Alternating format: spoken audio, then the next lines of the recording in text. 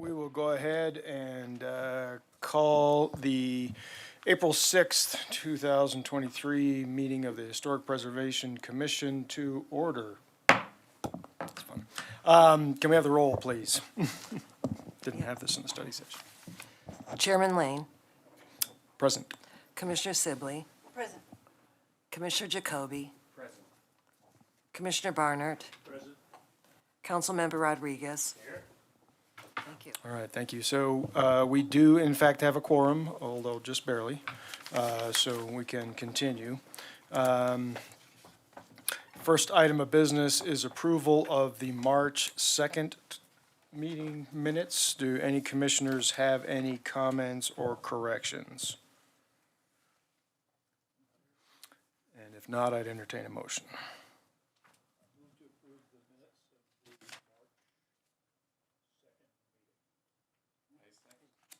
Okay, we've got a motion to approve from Commissioner Barnard and seconded by Commissioner Jacoby.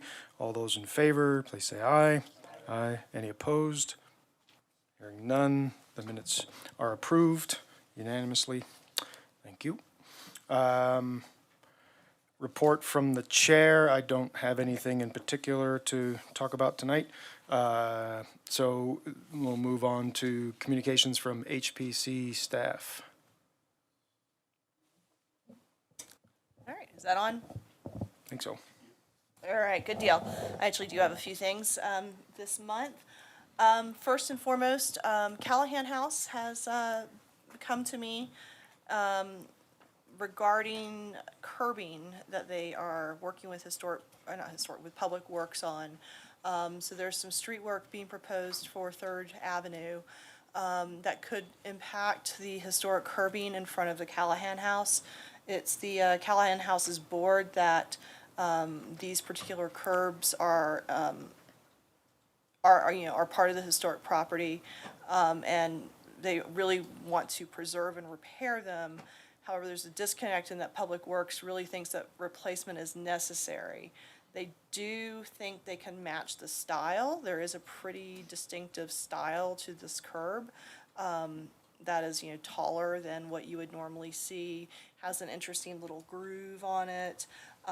They are pretty confident they can match that style, but the color matching would be a challenge because of the age, but also because of the material differences in terms of what was used in concrete then versus now.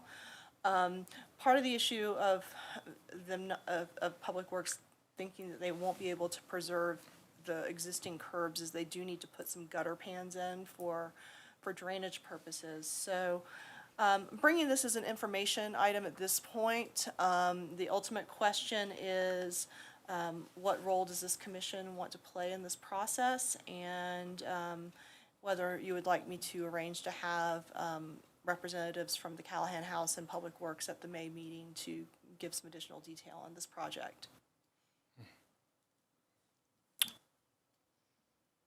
Anybody here have a comment? Yeah. Commissioner Barnard? I think Callahan House is kind of a big deal. I mean, it's kind of like a signpost for what historic preservation is. So I think we should look at whatever we can on it, whether we can approve, or should. Anything I think is maybe we determine later, but at least get an update on what's going on, and maybe the staff can tell us at another time what provisions there are for us to approve it or not approve it. That is a city-owned property, right? Correct, it is a city-owned property. And this is the curbing that's adjacent to the street as well. They do have a pretty significant grant they've obtained to do some restoration work on the house, and part of that work does include some of the concrete on the property as well. So concrete is on their mind. So I would suggest that we need to be sure that we are asking the city to uphold the same standards that we would expect of anyone else that might be coming in here. That, so whether or not that's necessary in this particular case, it's at least worth looking at. Great. Well, I'll touch base with the folks I've been working with, I've been talking to, and have them prepare something for the May meeting to bring to this board. The other thing I owe you is an update on the Terry Lake Sewer Project that we talked about last week, or last month, I should say. It's all kind of a blur. So speaking with our Public Works staff, this is going through the county permitting process. So it's a private developer building this line. It would serve the region. Basically, there would be some reimbursements from future developers, but basically, a private developer is building this to facilitate development of a property in that area. The public improvement plans have been approved by the city. They still are working on the actual public improvement agreement. Easements for the lines as it's designed have been recorded. So I'll continue to work with the county and see what can be done.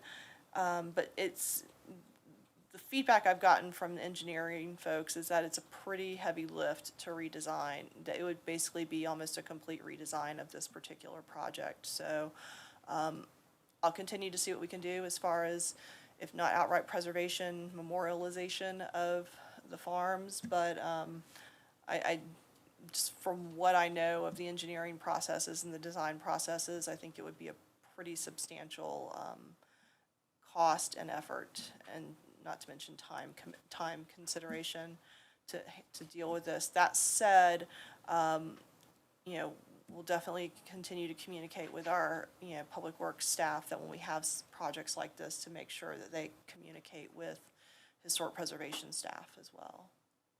And what role at this point is Boulder County's HPC playing? They're advisory at this point as well, so that's the role they're playing, so. Did they meet after us at all? I mean, we were giving them some information. Yeah, I haven't received any additional information from their liaison on that, so I'll continue to coordinate with them and see if there's some happy medium that we can find as well. So, this is a project that basically finished going through our city processes probably close to a year ago, so it's it's been through some pretty substantial efforts. It's not like it's early in the design phase, so it's pretty easy to reroute things. But moving forward, definitely we'll be communicating with our members of the DRC, of our development review committee, that hey, when you see projects like this, if it looks like it's going to impact something old, let me know. So we can determine if it's something that we need to address or not. So. That's what I have on that. I also, Glenn and I have been in communication with folks in our clerk's office. We're going to work on having a proclamation for Historic Preservation Month at the May 23rd City Council meeting. And then Commissioner Norton was a great help in tracking down some project costs and grant amounts for various surveys and preservation plans completed in recent years. So we have some numbers to work with. Around $25,000, give or take, seems to be going more or less. It could be, obviously depending on size of the area, size of the city, et cetera. But, we feel like it's a workable number that we can get to. Great. So. Questions That's for what I have. staff?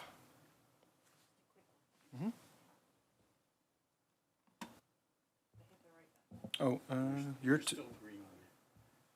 There we go.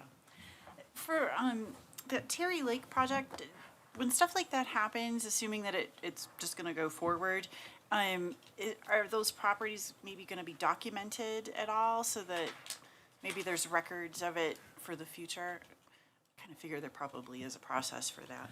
So there are cultural resource surveys for both of these properties, so we do have that information. I still need to track down and see if there was ever a SHPO letter that was generated for it. So, but we do have, surveys for those properties, so. That was the one that was part of Longmont, right? So there's- property was on.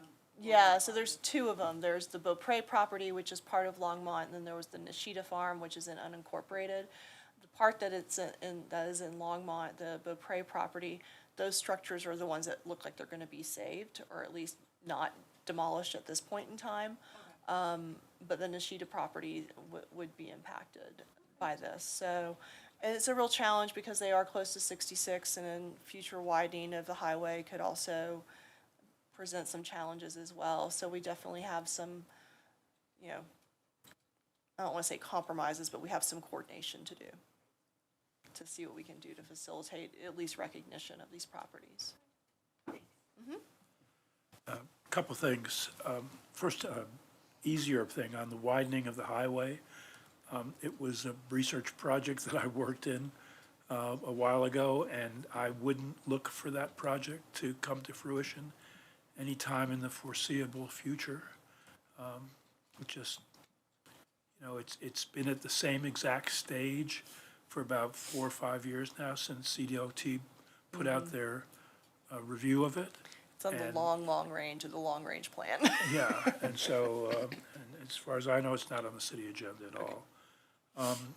Second, I'm trying to remember, and this is, I'm kind of having to reach a little bit, about the property, the Terry Lake property, that I seem to remember some discussion, and it could be wrong, that this was at city council with, from the developer, that in the short-term plan, once they get this thing going, is to have the city looking at incorporating that into the city. And I guess my question is, in that incorporation process, would it be then subject to possible review of Historic Preservation Commission, or would that be too late? Once it's all done, and then the city annexes it, and then it's part of the city, and if it had been our choice, we wouldn't have necessarily approved all those things, but we didn't. They take those decisions because it's county property now. So my understanding, and I'll need to go back and take a look at this, Glenn, please correct me if I'm misspoken. My understanding is this development project would be for a portion of that area that's already incorporated into the city, because we were the initial reviewer on these public improvement plans. I'll have to go back and do a little bit more research on that. But yeah, as part of the annexation process, if this came through an annexation, it would probably cross my desk most likely, just as a staff planner, but the historic elements would definitely come up as part of that annexation discussion. So, We do an annexation agreement, so that's a good opportunity to ask for certain things. So that part you have right, Commissioner. correct, yes. So I guess my response is, I need to go back and take a look and see what the annexation documents for this say. Okay, thanks. Any other questions for staff? No? Okay, great. Thank you for those updates. All right, so now we have public invited to be heard. So we do have a couple of folks out here in the audience and it's on the sign-up sheet. So if you'd like, you could come up. Are you here to make any kind of comment, or no, you're just here to just be entertained? All right. Okay. All right, perfect. Well, thanks for showing up. All right. Okay, seeing no one else in the audience, we will close the public invited to be heard. The public hearing portion of the meeting appears to not be necessary. We don't have any public hearing items on our agenda. So then we'll move on to new business and board recruitment. What are we talking about here? We losing people? Okay, so basically it's board recruitment time. We aren't losing any people, but we are pretty full on this board, aside from, I think we're short an alternate. So if, you know, we're in a pretty good shape, but we can continue to communicate with the clerk's office, regarding, you know, pursuit of an additional alternate, or just hold off until the end of the year and start over in January. Do we have anybody, is anybody expiring this December? I don't believe so. Okay. So, just basically putting it out there that our clerk is in board recruitment mode, so. Okay. Okay, well, I guess if anyone has a friend that wants to be an alternate, they would have been welcome tonight, right? I mean, so. Exactly. Okay, thanks. All right, then on to prior business, which was not very long prior. Our 2023 retreat follow-up, so that was only a few days ago.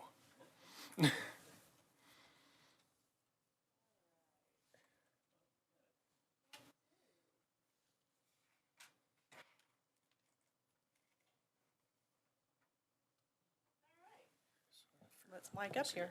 So I captured our whiteboard notes and have them up on the screen. So just really kind of an overview of what we discussed in terms of additions, changes, tweaks that we need to make to our ordinance. One item, there were a couple items we wanted to discuss further. One I noted was this question of period of significance versus 50 years. So that is something.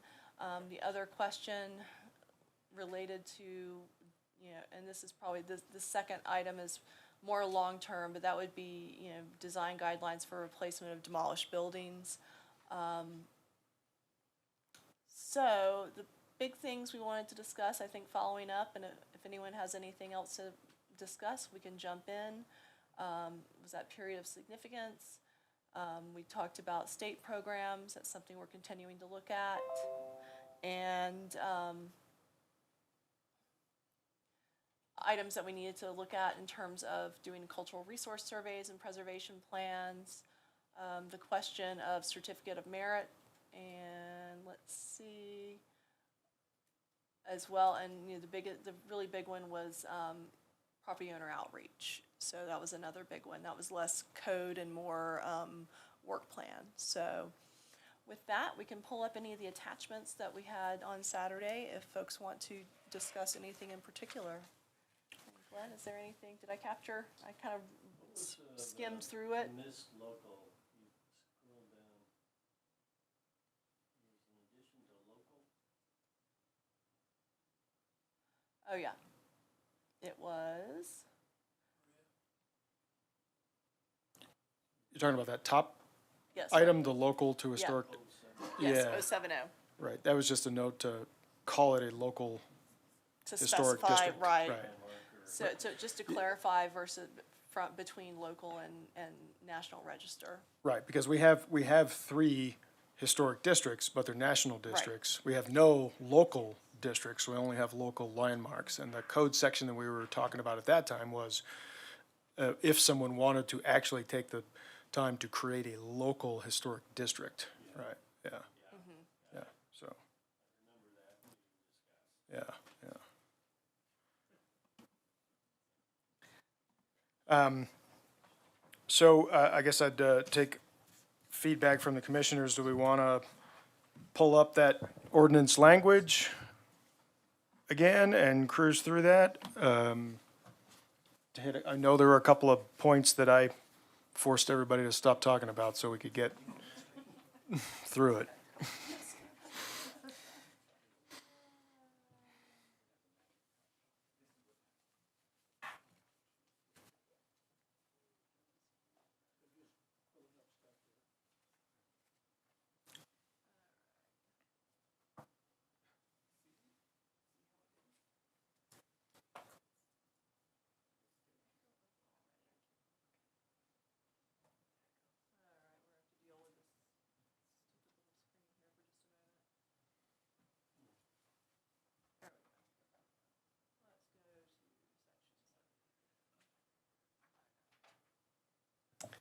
We're moving kind of fast at the end, so maybe we start at the end and go backwards.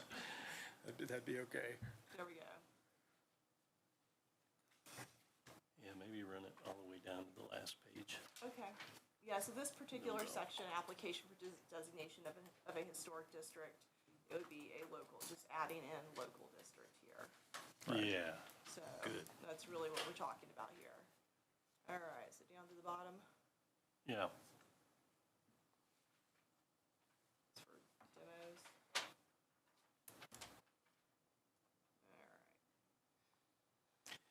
right. Yeah, one thing on the enforcement part, there actually is a paragraph that has to do with enforcement that's more in the center of the ordinance. It's kind of a weird place. So I might move the location of this section, but other than that, I think 2.56150 is where we've referenced enforcement.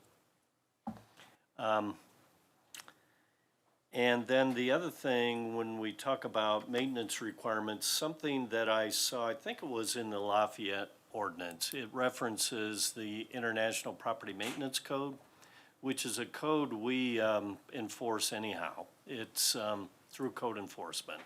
So it kind of gives a minimum standard, but it's kind of a good place to start as far as defining somebody neglecting their property. So I think that would be a good addition as well. And then when we went through the criteria, I think maybe a lot of that is redundant because we describe what historic properties are. So I don't know that we need to go through that paragraph 2 describing what it is. That's up a little bit. Okay. Well, let's, maybe if we just hit these two little sections and make sure no one had any further points of discussion. I will say, let's let the record show that the Commissioner Fenster has arrived. He's in the building. I have a word on that subject. Commissioner Fenster has waited behind both railroads for 45 minutes. Oh, my God. It is the height of the day, and the development of Longmont, in some measure, including the preservation of its historic places, depends on doing something about a medieval railroad running in two directions through the town.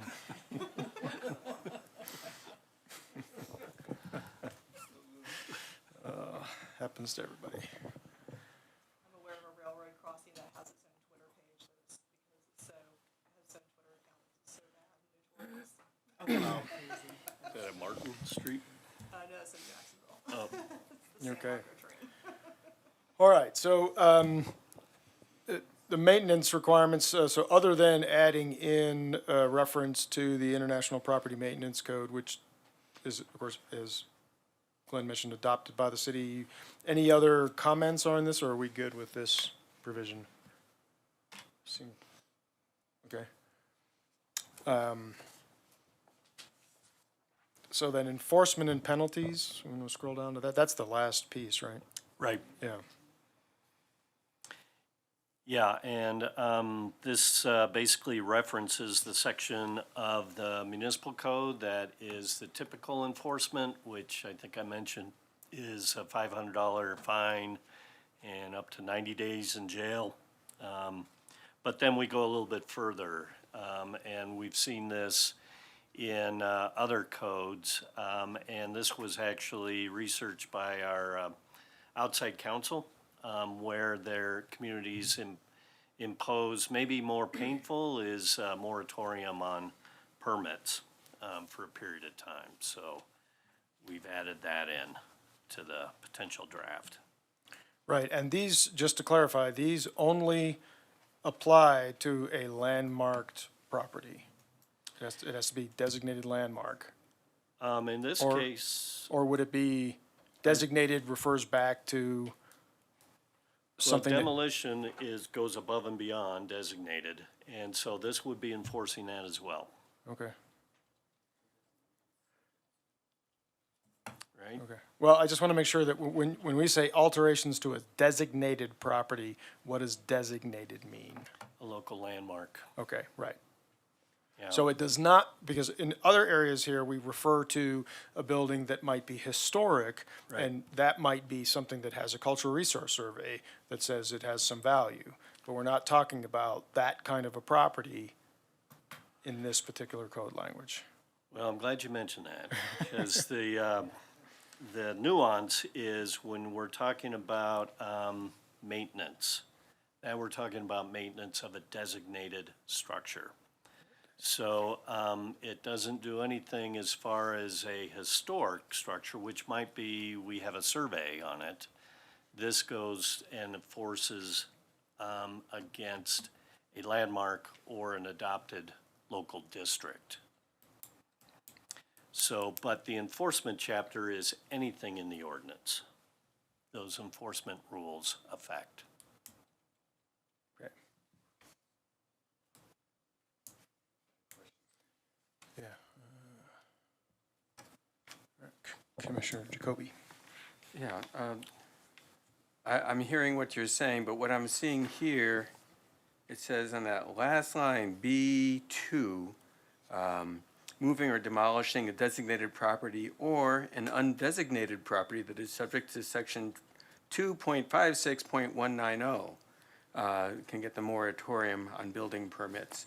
And that says it doesn't have to be designated if you go back to that section there, the 2.56.190. So I get the sense that undesignated properties can also be subject to fines? And that has to do with demolitions, right? So that's Yes. exactly what I'm saying, is So, the penalty goes to anything in the ordinance, including demolition. It's the section right before that regarding demolition by neglect is what you're calling it. We're calling it maintenance requirement. That is specifically for designated properties. okay, because this is, so the demolition by neglect is for designated properties, but this is referring to other properties as well, but that's for demolishing a designated or an undesignated property that's subject to this section. That's included? Where? I'm sorry, I'm not good at reading this stuff, but I get the sense that this is more inclusive from the word. I would agree, yeah. This B2 looks like includes a property of historic value in the demolition, within the scope of the demolition ordinance. So anything we've identified above in the ordinance, which includes,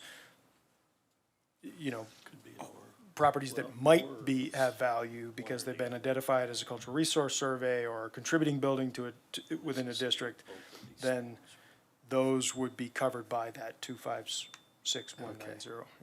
Yeah, I would agree with that. All right. Okay.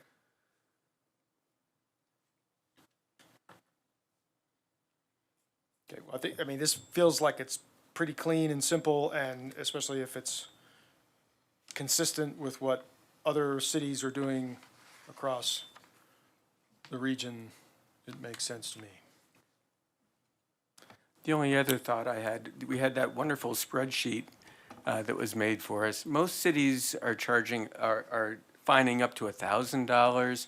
And Boulder, of course, they have deep pockets. They charge up to $5,000 for fines. We're charging $500. I don't know if it'd ever come up, but I'm wondering, is $500? Most communities seem to think a higher amount would be a better deterrent. I'm not sure why we have $500 and if it's worth going to $1,000, like the majority of communities that are on that spreadsheet. Yeah, if we moved it all into chapter 15 for a zoning violation, those fees bump up. So Okay. that would be an advantage to having it in chapter 15. And I'm not sure what that number is, but it's certainly more than 500. Okay. In Yeah, fact, I think it's per day too. Oh, wow. Wow. Honestly, though, I'm not sure the dollar amount matters a whole heck of a lot, even don't- if it's yeah, 500 no. or 1,000. The Yeah. big, the thing, the stick here is the permit. If you do something untoward with your property, now you're stuck. So I think that's the bigger challenge, but that's my, yeah. Whoops, sorry, hold on, I got, For the staff, question, what happens after the one-year moratorium on all building permits? And secondly, what happens after the two-year moratorium? What happens then? It's as if, Depends on what it Nothing is. happens? If it's a designated property or in a district, I think they have to come before the HPC to get approval of what they build on the site. If it's undesignated, they just come in for a building permit, I believe.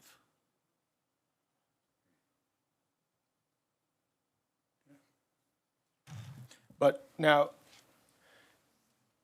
would it then be true, because when we revise this ordinance, that basically says if you have a contributing building in this district,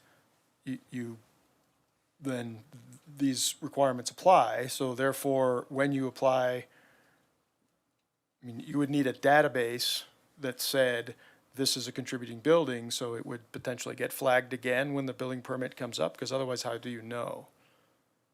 Right? I mean, if we say, okay, all of these types of properties are included in this ordinance, then there has to be a mechanism for somebody to know that, I mean, we can do mailings and whatever to notify people that this ordinance is changing and it might affect their property and whatever, but after the fact, let's say it does in fact pass, there's gotta be a mechanism for staff to say, oh, well, this has to be reviewed by staff liaison to see if,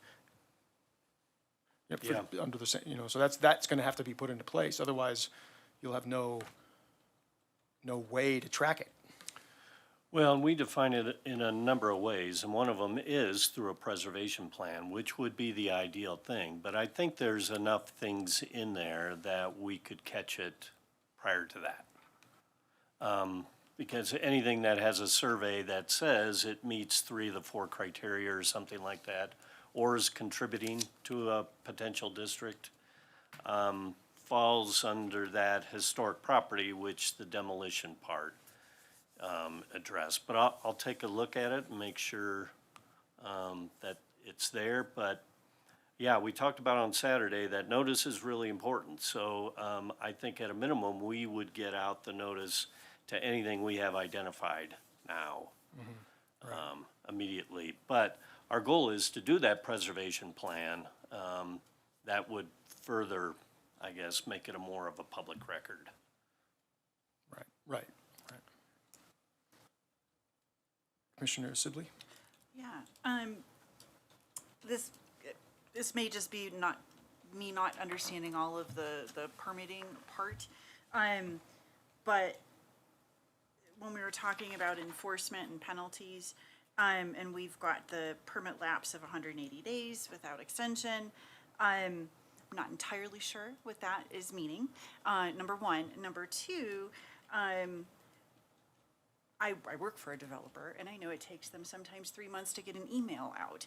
So I don't know that extending, a denial of permits or something for a handful of months would be that big of a deal.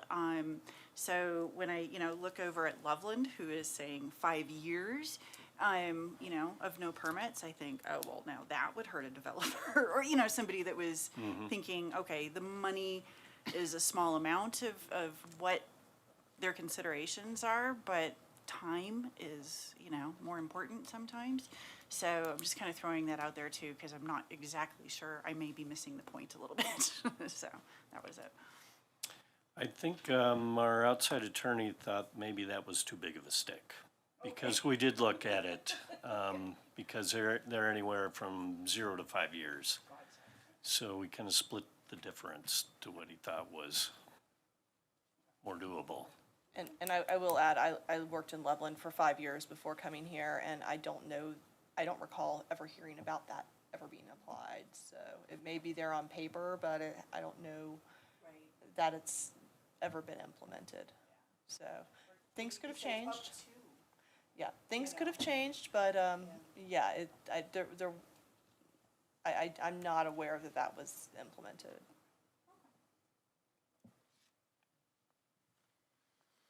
Okay. Good question.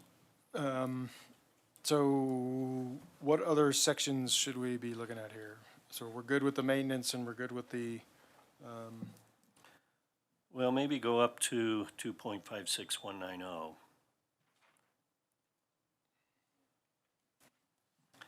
And I think I put in the first criteria about the period of significance for a number of reasons. I see that's maybe not a good criteria. So I think we would probably just take that out entirely. But like this paragraph 2, we basically describe what we've defined earlier of what a historic property is. So I think that what will be paragraph 1 could be much shorter, basically. The one thing we didn't talk about a lot is chapter 5.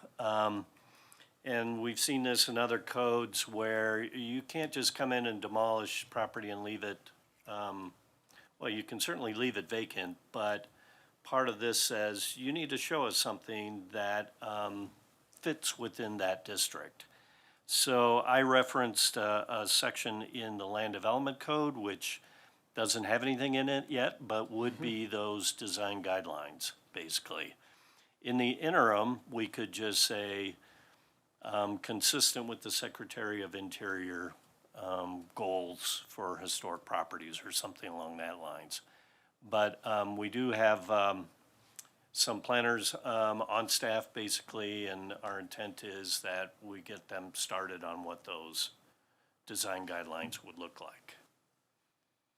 And we just, you're probably familiar, Steve, I mean, where we have the design guidelines, architectural guidelines, we would just roll it into there.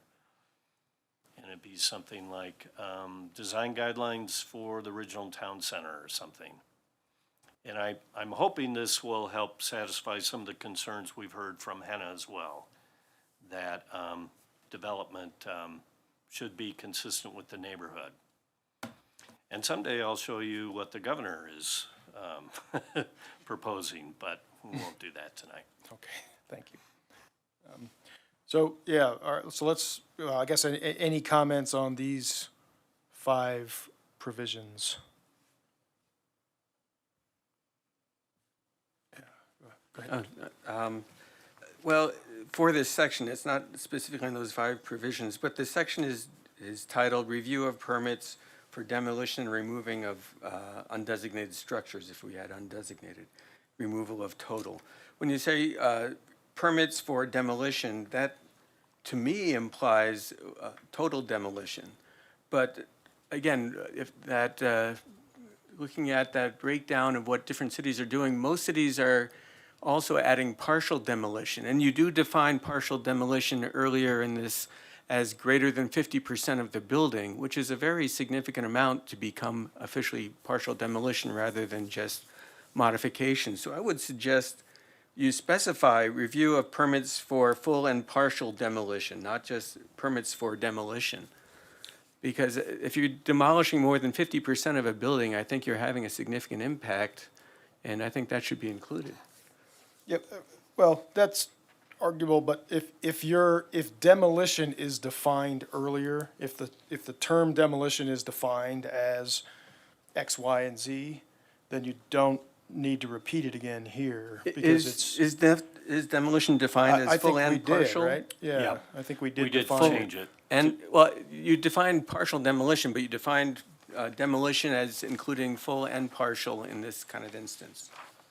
Be worth Right, checking. so if you're Okay. touching it at all, yeah, basically. Okay, Yeah. good, because Yeah. I think that's really important. That's All our right. And intent. it's good to have that sort of thing in one place, especially just because what often happens is the language changes just a little bit, and then you start parsing goofy little words here and there. So as long as we Right. have it covered, I would say we're okay, but it should be defined clearly that demolition includes any of these things. I get cross-eyed reading legal documents like this, but so long as it's included, I'm fine with it if you say it's in there.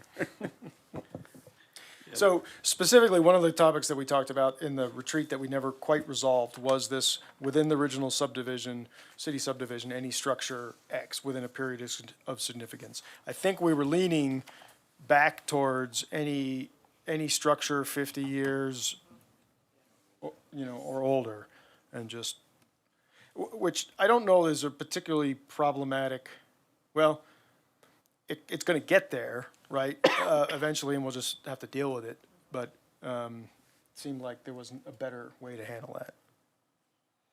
So I think we're in agreement there that that's just gonna go back to 50 years. I think some of us that we don't see 1973 as historic, and maybe that's what I stumble on. Right. Yeah, I mean, it's getting there. Yeah, the 50-year requirement, that's a pretty standard. I know Holly and Gata both made Commissioners Norton and Guy made the comment that that's pretty much the widely accepted standard within historic preservation, so it makes sense to stick with it. Yeah. And so my only other comment, and this is just really just a wording in two, section 2, near the end, state or federal registers or determined to be a contributing resource. I I caught don't know if we that got, too. did we get that last time? I can't remember if Yeah. we did. Okay, all right.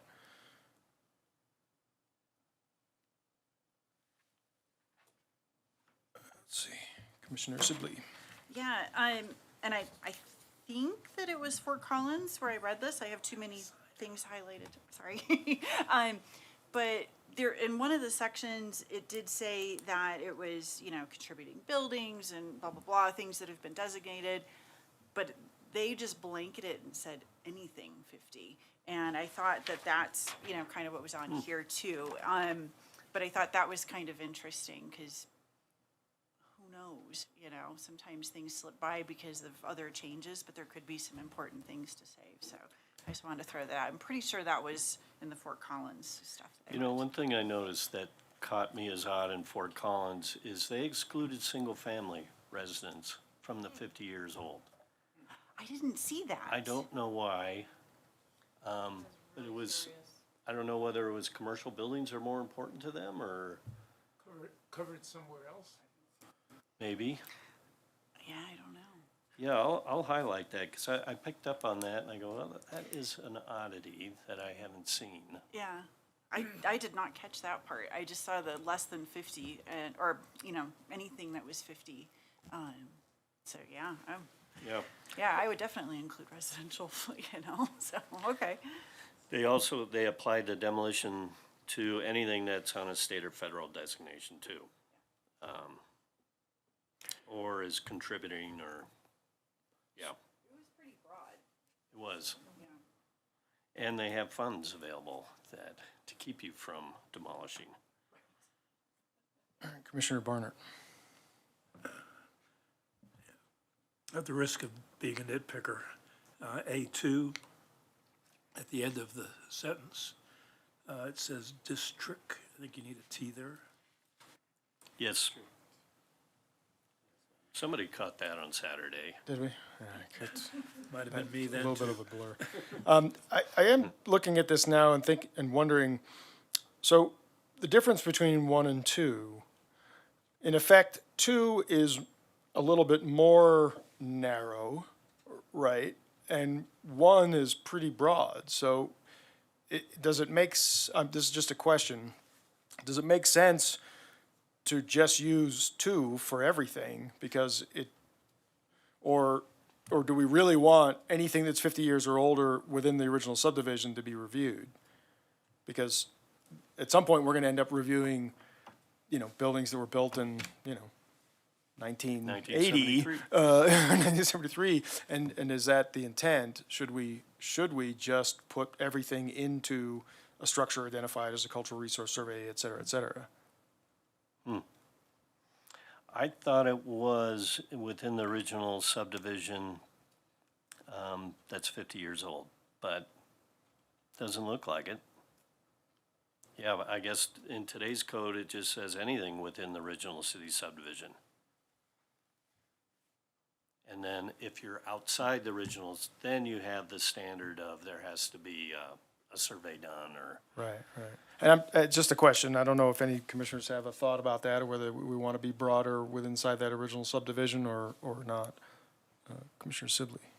I'm mouthy today. That's all right. I'm gonna throw it out there to keep it fairly broad and wide.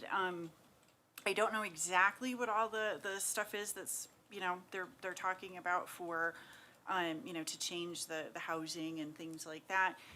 You were talking about the stuff coming maybe from the governor's office. My house is built in the '68, and I can see possibly one day in the future that a ranch-style house that has a 2-car garage and its own driveway is gonna be a historic thing. And so, you know, even though today, not so exciting, but in the future, you know, somebody else might be looking back at that going, oh, I wish we would have saved more of those houses because they have all been demolished for condos or something, so. I guess I'm in favor of keeping it broad, so. All right, let's see, first I've got, I'm gonna go in order here. Commissioner Jacoby. I would echo Commissioner Sibley. I think covering, retrospective scopes are wonderful if you've got one that works well, you know, and trying to figure what would be worth saving, what's not. In the intermediate term, I don't think as a society, we've been very good at that. I mean, we tear things down that are moderately old that we don't value, and then later we say those are valuable. So I think the 50-year mark, I think, is good. In fact, I was thinking, you may cringe at this, but going the other way, for outside the original city subdivision, maybe we should look at all structures over 75 years old and add that to it. I can tell you, there's this wonderful house, I think it's 11 15th Avenue. I encourage you to look at it. It looks like it's as old as anything downtown. It is probably, original homestead house. It's been swallowed up. There's nothing near it that looks nearly as old. It's out by the slough and by one of the irrigation ditches, and it was an original farm home. I'll bet it's not on our radar, and our surveys, we just frankly aren't up on our surveys yet. If we're going to rely on our surveys for this, we're going to miss things, I think. And this house I'm thinking of, and it's just one example, it's in so-so shape. It could use a lot of work. I could see someone saying, let's just tear it down and build something else. And it wouldn't be on our radar with this language. So I would say any house or any structure over 75 years, if it's outside of the original city, Mark, something to consider. Okay. Commissioner Fenster. Yes. I'm wondering whether the city of Longmont has made an effort to period classify development and construction in the city bounds. In other words, have we looked at the city comprehensively to, I don't want to use the word landmark, to identify period structures where we have some reason to know that they are of landmark quality for that period. For example, when you mention 1973, for some of us who look at such things, 1973 was a particular period of time in which certain kinds of residential structures were built, and it had very little years predecessor and only a few years successor. But with a small L at landmarks, those particular houses, have we made any effort to more comprehensively period where construction has been done within the city limits? Not that I'm aware of. Yeah, I think that would be the point of trying to really push the preservation plan and the survey, is to really start to do that. And that's why I think the language in number 2 right now is good, because if, knowing that we're trying to push that preservation plan and some surveys, the fear of putting a timeline on the entire city. The other goal is we want to get this ordinance passed. And if we have some blanket coverage that every house in the city could be, coming in here for a garage addition, it's not going to pass, because if anybody pays attention to it, they're going to lose their minds, and it's going to be overly cumbersome, right? So if we can say, all right, this is what we have, we're going to try to get this preservation plan that's going to actually start to identify some things, and then we can that whole process of a preservation plan can be and should be an open public process, so people can come in and say, hey, we think our neighborhood's really cool, and we'd be really excited about the idea of eventually having some kind of designation, or get off of my lawn, so I think to me, this feels right. Without making a special deal about the original. Yeah. It makes sense. Yeah, and we can have the original, we can have the number 1 within the original city subdivision, 50 years or older. But I like the language in 2 because it's specific enough while also remaining flexible. Yeah.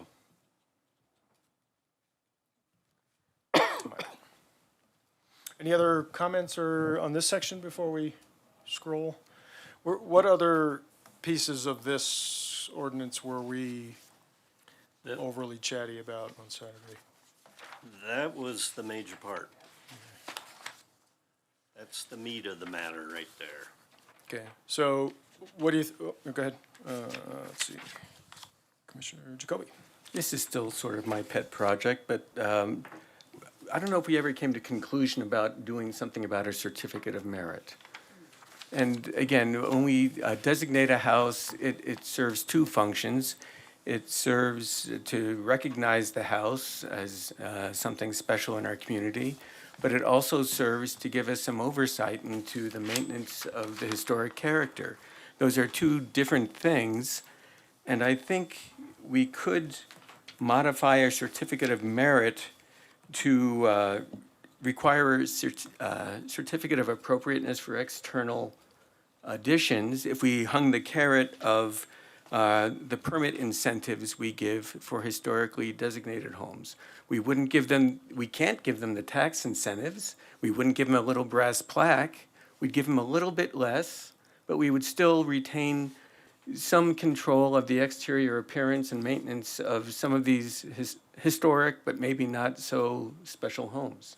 So I still think it's worth thinking about. I would vote for it, but I haven't heard a lot from other commissioners what you think, if you think we should pursue this or not, and add it to the code. Yeah, I'm gonna do my best to speak for Commissioners Norton and Gayu, and they can yell at me next time if I'm wrong. But I got the impression from the retreat that, from the perspective of the State Historical Society, that they were not particularly in favor of that because it was their, I think the phrase was preservation light. And so it was just sort of this muddy middle ground of not actually upholding standards, and it was maybe a little muddier. I thought, when you first proposed the idea, I thought it was, oh, this is really cool. But thinking about just how it just gets implemented, maybe we just need to get properties, surveyed and then get homeowners, informed about the benefits of, potentially designating their properties and getting money for it. I mean, maybe it's a little more just outreach. I don't know. That was the impression I got from, I started backing off it Saturday because of that. I don't see it muddying things. If we use the same language for permit incentives that we have already, and for the certificate of appropriateness requirements that we have already, it's not really, it is, historic preservation light, but I do think it serves a purpose. I think we have a need. Well, I think it's worth keeping on the topic, especially when those 2 are back here and can Okay. talk through it a little more. I think we Yeah. ought to, I don't have a problem keeping it in our list of items that we're kind of talking about as a commission. Okay. If you want to put it off.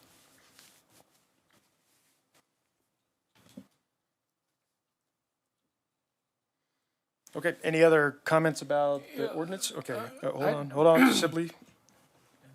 This is, no, it's your fine. And it's not so much about the ordinance, but I thought of Rick's suggestion when I was reading, again, through one of the cities. They have heritage awards, yearly, and I think that was actually Fort Collins again, but it might have been Lafayette, I can't remember. But anyways, I thought that was kind of interesting, and, if we ever entertained such a thing, if you could possibly do something that, maybe would celebrate somebody's success if they redid a building that maybe didn't hit some of the other qualifications and can't get a brass plaque and all those kinds of things. But, hey, you know what? You guys did an amazing job doing what you could to save this house or whatever, But anyways, I just wanted to throw that out there as kind of a also ran idea, so. Okay, thanks. Commissioner Fenster.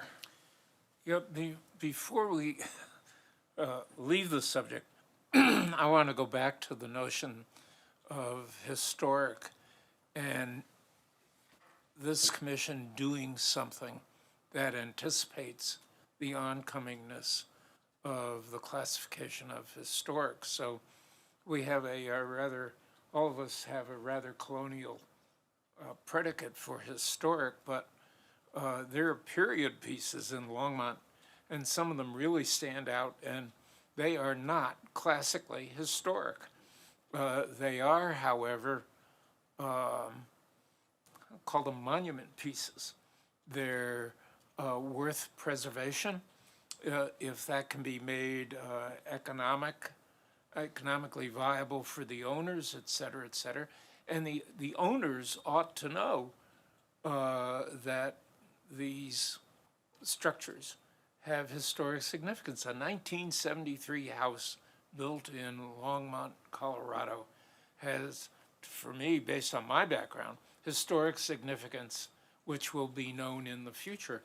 So in our capacity, isn't there something more comprehensive that we can do that anticipates that part of the future? A preservation plan. Well, yeah, it gets to that. It gets to that eventually. Yeah. But it may start with some kind of notice to the city that it needs to do something more. That history is not confined to what is today historic. That's a good point. All right, well, let's see, let's move on from the ordinance. Well, I guess in terms of next steps, Glenn, you'll take this back to your attorney consultant? Or? Yes, yeah, and ultimately, we probably want to get you guys to get one more look at it, and I'll present it to council in a work session. Maybe prior to doing all the final drafting. Okay. Make sure. Is it we're all helpful on for have any of the commissioners at that work session? Or Could be. or not? Well, if that is helpful, then feel free to reach out. Okay. I'm sure there would be people willing to do that. Okay, so then on to some of the other topics we had.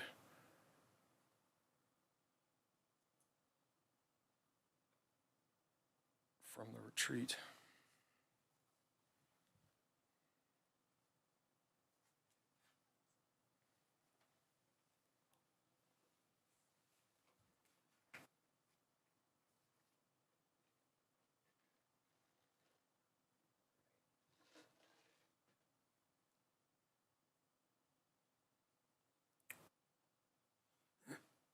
So with respect to the cultural resource surveys, there was a note from even last, in the meeting minutes about a consultant that you all had that was experienced with grant writing, so.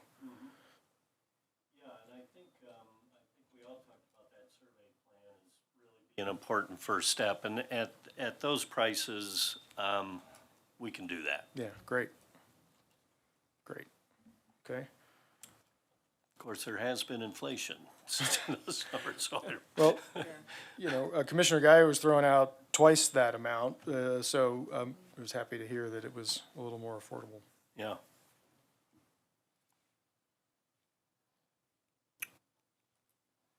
When you do get into the preservation plan, that would probably be something we would probably budget for next year. Right. But I think $20,000, I think we can do that with our current budget. Great. Let's see, and then I know we have a little more, is this the end of the document, or is you? Pretty much, this is. Yeah, there you go. We've covered, yeah, so, I was in there, I knew, I wasn't making it up. yeah, so we're towards the end, so we've already talked about the certificate of merit. We haven't really covered the outreach efforts as much. Right, so I did want to cover that. Okay. Specific to Commissioner Jacoby's suggestion that we consider potentially pursuing a landmark status for the Tower of Compassion. So I took the opportunity to reach out to Carl McWilliams, since I know him, and just wanted to get a sense of what it might take to get a cultural resource survey of that building, because I don't know that we have one. And he threw out maybe a max of $1,500, which doesn't seem like a terribly Okay. onerous amount. And so I was wondering, I think that's a great idea. I think it's, and so I think, if the commission is behind it, what could we do to kind of push that forward? And I also wanted to suggest that maybe we ought to ask, or at least talk to Parks and say, we're thinking about doing this. Is that, you got any heartburn over that? Because we seem, I don't want to be the bull in the china shop here either. That's a great idea. I will mention, Commissioner Sibley found this, which has a great picture of it. Where did you find this, Suzanne? I was grabbing lunch in Louisville, and there was just a little kiosk on the side of the thing, and it just had a pile of those, and I thought, I'll be darned. Oh, my goodness. Yeah, and, Has it- talked about the family that, family members that built that were from Hiroshima, and I mean, there was just all kinds of Yeah. great information in there, I thought, so. There's a great timeline, and it's like 4 or 5 pictures on the history of Longmont, going back to BC. So, Wow, okay. Well, so what would be the appropriate okay, let me first ask, is there anyone here that thinks that's a bad idea? to pursue? Okay, all right. So, given that, would it be appropriate for staff to reach out, or would it be appropriate for me as a chair of this commission to reach out to the, chair of Parks and just say, We can do that. yeah, okay. We can do that. And Have then- that conversation with them. And then do you think it would be easy enough to, if there's no issue, no roadblock there, then to simply just hire Carl to do that survey? What would take, Yeah, if it's that amount, that's possible.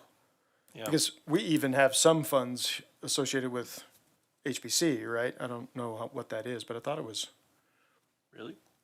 Karen told us that a long time ago, there was like, I don't know, some city budget of some $1,000, whatever, 5,000, 8,000, maybe it was 10, I don't know. That was sort of available. That's what she used when she sent out the mailing, right? She said she had some sort of budget.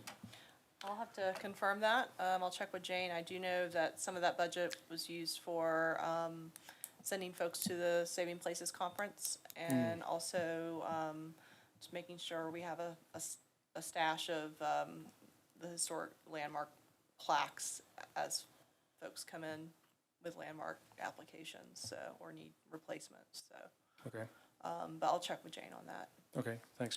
Do you want any kind of formal motion that the commission recommends that we get a cultural resource survey of that building? Or do we need that? Is that helpful? Sure. Commissioner Jacoby, would you like to I make don't that know. motion since was your idea in the first place? Second, I'll second it. All those in favor? Aye. Any opposed?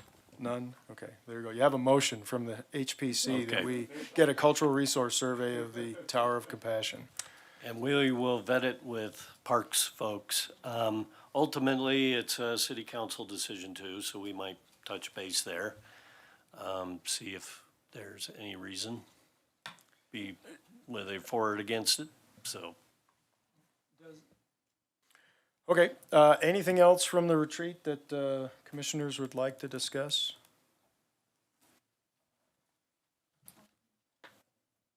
No? Okay. Oh, Sorry, yeah, it's all right. I keep going through my notes.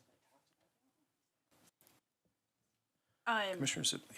And this actually goes back to something that you were talking about. I'm so old, I forgot. Ah, well, I have it highlighted here. Oh, sorry, as they disappear from screen. So we were talking about, and I can't remember where it is in your document, but we were talking about designating a property without like doing Owner's it, consent? yeah, without owner's consent. Did you happen to catch the Fort Collins stuff on that? I didn't notice that, no. So, this was kind of interesting because it does say the, if owner is not initiating designation, director shall contact the owner of the house, blah, blah, or property. And basically it says they can send a letter and they have about 5 days to, I guess respond, but it said such written request for consent shall be deemed as having been received for the purposes upon passage of 5 days, blah, blah. Anyways, I will give you this if you are interested, because I thought, well, that kind of ties into what we were talking about. Yeah, And sure. you had brought up some information about that. So it basically says if they don't respond, it will be designated? It's just gonna get designated after 5 days, so, unless there's fine print I don't understand, but. 5 days seems like a pretty short period of time. Yeah, it was like, well, I mean, there was more to it, but it was kind of one of these things where, if they wanted to put information on. Do we need to worry about whether that would constitute a taking? Yes. Yeah, I got it. Well, he's turning it off now. Yeah. Yes. Yeah. Partial taking. Yeah, we'll definitely take a look at that a little deeper. I know my experience has been, and I think rightfully so, there is usually a much higher bar for designation without the owner's consent than with. Places I've worked in the past, they had, a list of criteria, and if the owner consented, you had to meet like 1, maybe 2, but if the owner did not want to, they had to meet like 4 or 5 of like 7 criteria. So there's definitely a higher bar that, rightfully should be established in that case, but we'll take a look at Yeah, that and see what we can. again, I didn't understand all of it, but it caught my attention after our discussion, so. My guess is this is one test of notifying the owner. Probably. Because it refers back to another section, which I think probably has a few other things. I'm sure that there is, yeah, I was looking at it quickly and. But yeah, well, look at it. Commissioner Barnett? One of the things we talked about was Historic Preservation Month, and I know you said something about there's going to be a city council on May 23rd. Is there anything else? We talked about us doing something, or possibly an interview with I think that's what we chairman, could or- commit to. And we certainly, all the commissioners should come for that too. Generally get a picture with city council and, So, with. but we did talk about a mailing and I think we said we just don't have the horsepower right now to. And besides that, I think to do a mailing, I think we want to reference any new ordinance as far as demolition. I think we'd like to get two for one. And And then we got the Kanemoto thing, don't forget that, so. I don't know all my months, but Historic Preservation Month is May. So at the end of Historic Preservation Month, we're gonna have an event with City Council. May 23rd. Yeah, kind of the end. Memorial Day weekend is the next weekend, so it's pretty much, I think that's the first regular meeting in May. I think something happened. well, maybe, but it just seems that, I mean, one of the things I liked, and I hate not just volunteering chairman, but I really think that we should have some kind of a public exposure that we're aware of Historic Preservation Month, and that this is, have an interview, set up an interview with Steve and somebody at the Longmont paper. I mean, so it just seems that something should happen during the month. And not just say at the end, well, we're just celebrating Preservation Month and it was last month. It seems kind of an afterthought.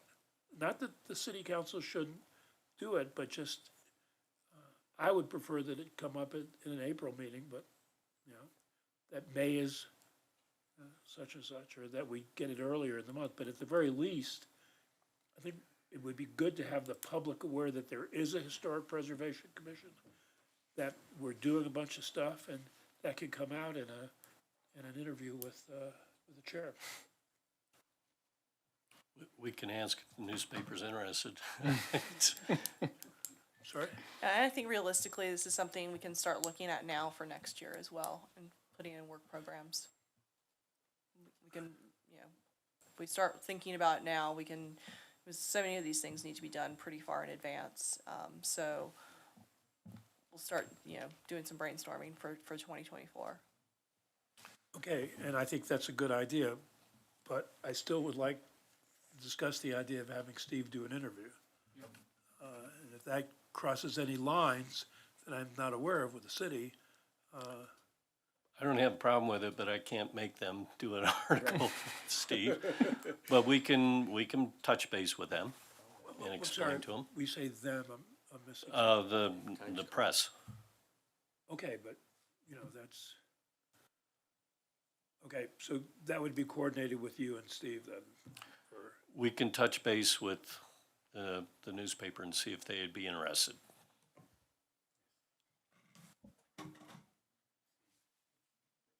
If Steve is willing. Just I'm for feeling the like I'm gonna record, get last year I elbowed. did approach the Times Call with a suggested article on saving the Dickens barn and the history of Mary Dickens and so on. And thank you very much, didn't happen. So, it is a private paper and they're allowed to do what they want. Certainly worth a try though, but we really should, we talked last year about planning ahead this year. We didn't do it. And if we really want to make more of a deal of Preservation Month, I think really we have to make more of a deal of it ourselves in the next several months, not wait until next April. Just real quick, the Zlatan barn, is that a done enough deal that could be public knowledge, or is that still sort of getting all settled out? Next agenda on the item. Okay, all right, okay. Next item on your Next item, agenda. okay, all right. Oh, yeah, I guess I didn't, I ought to look at my own agenda. We have to shift gears to talk about that. Commissioner Sibley. I don't know who does this. I get emails from every Longmont group that I can possibly sign up for, so apologies. I think this comes from the city, but there is a weekly events email that I get. Maybe it's Daily Camera, I'm not sure. But anyways, they will send all these different things, and it's everything from, what's happening at a brewery with trivia night to whatever. And I was wondering, I don't know if Hover House or if anybody has tours that are even just regular tours that they do all the time, that maybe we could, gather some of those things. And I'd even be happy to just call the museum and say, hey guys, what stuff do you have happening that we could just throw out there and say, hey, in celebration for, and then, tag it on to one of these things. So at least there's something, even if it's not something special. Somebody that's been in town just a few years isn't going to know. So that might be a way to show that there is some stuff out there without reinventing the wheel. So I don't know who does the marketing for that stuff. So. I don't either. Commissioner Barnard. want to come back to the community meetings idea that we talked about, and the idea of having two people from the HPC set up some type of community meetings. I don't want that to get lost, but I haven't heard anything from staff, whether staff has to be involved or whether it's, or how we would proceed. And this item that concerns me a little bit, and I wanted to pursue this also, was the report from council that we got saying that when two of us, if any two of us are discussing something, it's an open meeting. And I'm not sure how that works. I mean, I thought whether it was 3, sorry. It's 3 for us. it's 3 for us? Okay, well, my notes were wrong then. That's fine then.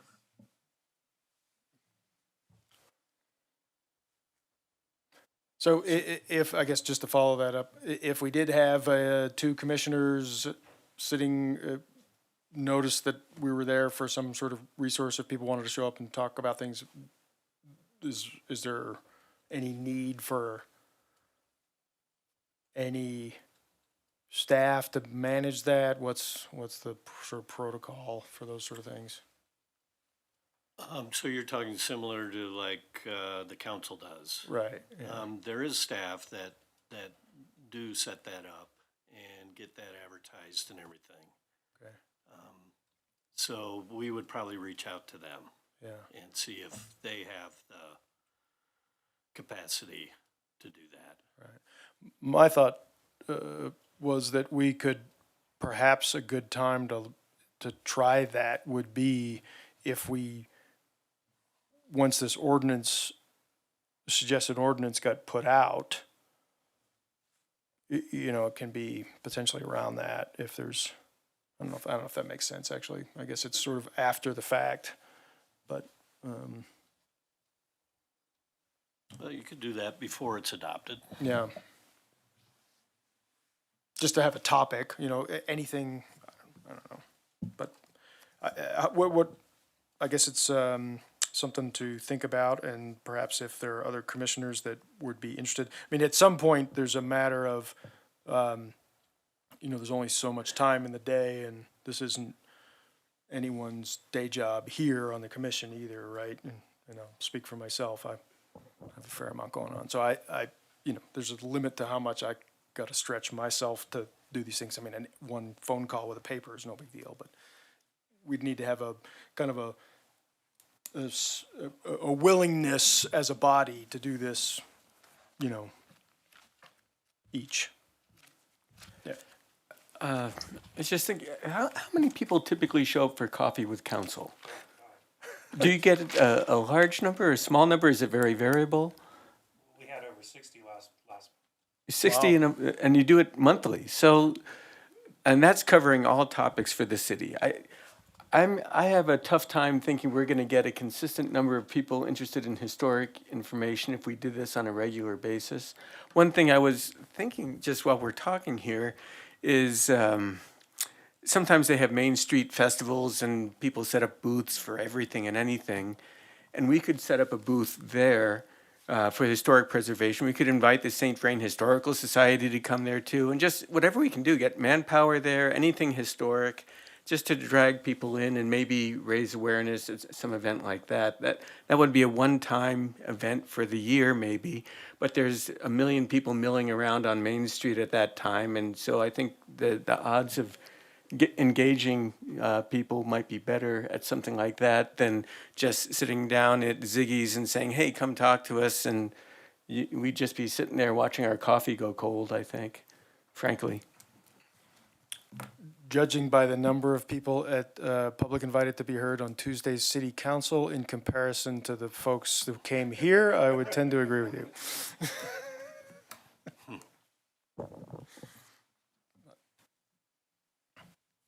All right, well, let's keep that on the conversation. I think it would be worth just essentially just having some sort of update some agenda column in every meeting where we can just kind of go through some of these things and just talk about have space to talk about what we might want to do. Okay. All right, let's then go to the last item on the agenda, which is the Dickens Barn Preservation Plan update.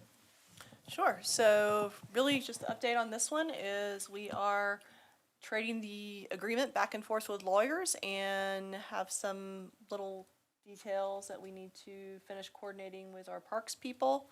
But fingers crossed, hopefully by the next meeting, we'll be at a point where we have signed agreements that we can send up the food chain, as it were. Right, and then, we do have to have a formal, action by the HBC on that condition regarding the 7-Eleven. Okay, so could that happen next meeting on the 4th? We're hoping. That is my goal. Okay, so that would be great, right? And if that happens on the 4th, that is in fact at the beginning of Historic Preservation Month, and perhaps Would could be huge a, win. yeah, just be a big win, and that might be something really worth, the paper might be more interested in something like that. And then if you know, what myself or some other commissioner wants to comment to the paper on the record about that particular item, that's maybe a little more exciting than just talking to the preservation commissioner about whatever they have on their mind. I'm thinking that's a worthwhile sort of newsworthy point, and that might accomplish our goals. Yep. Okay. Okay, well, that's great. It's photo op. Yeah, right, yeah, absolutely. Perfect. Any questions on that for staff, or we're good? Okay. Great, all right.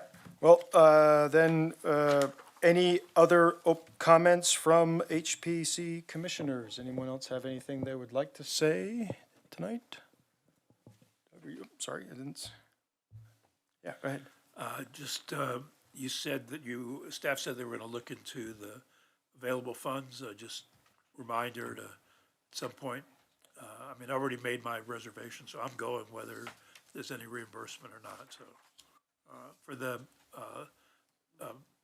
saving places in La Junta, in August, 27th to 29th, I think it is. Yeah, they do an on-the-road thing in La Junta. That is on my list to check into as well, so stay tuned. I'll be looking into that. Hopefully. Yeah, it's a once-a-year thing they do in addition to the February conference. They kind of do a road trip. Okay. Great. Well, I'd just like to thank staff for the efforts that you've made, especially recently here with the retreat and so on, and getting us set up and getting us moving. I really do appreciate the work that's involved in that, and I'm sure all the commissioners do. Any comments from our city council representative? Thank you, Chair Lane. Just real quick, some thoughts on Historic Preservation Month is that the city does employ a social media team, and social media teams often need content to help push, right? And I think that'd be something that would be an easy thing that they could incorporate into their work, you know, as far as being informative on behalf of the city. So something to think about, especially if you're looking at trying to get in front of May instead of at the end of May, right? As far as the proclamation is concerned. So just an idea there. I don't know if I'm pretty sure the museum does it, but historic walking tours, but they may not be doing it yet because of weather. I'm not sure. That'd be something you'd have to confer with the museum about. So that would be another one that you could possibly, an existing thing like an event that you could tie into, or that, you know, the social media team could tie into as well. So just some ideas that wouldn't require so much, you know, muscle from staff. It'd be fairly easy to put together. I think that could also serve the Historic Preservation Commission goals for highlighting Historic Preservation Month. Outside of that, thank you all for your time. So. Thank you. Okay. I'm trying to look up on my calendar here when Eric was doing his tours. I know I am doing a tour coordinated with the museum, a historic tour in early June, so it'll be after the Preservation Month, but it will be in early June. I don't think I put down here when Eric is doing his tour, so I'm not sure when he is, but again, I think he's waiting for warmer weather. Yeah. Okay. All right. Well, with that, I would accept a motion to adjourn. All right, so I'm gonna call that a motion from Commissioner Jacoby and seconded by Sibley. All those in favor? Aye. We are adjourned. Thank you all for your time.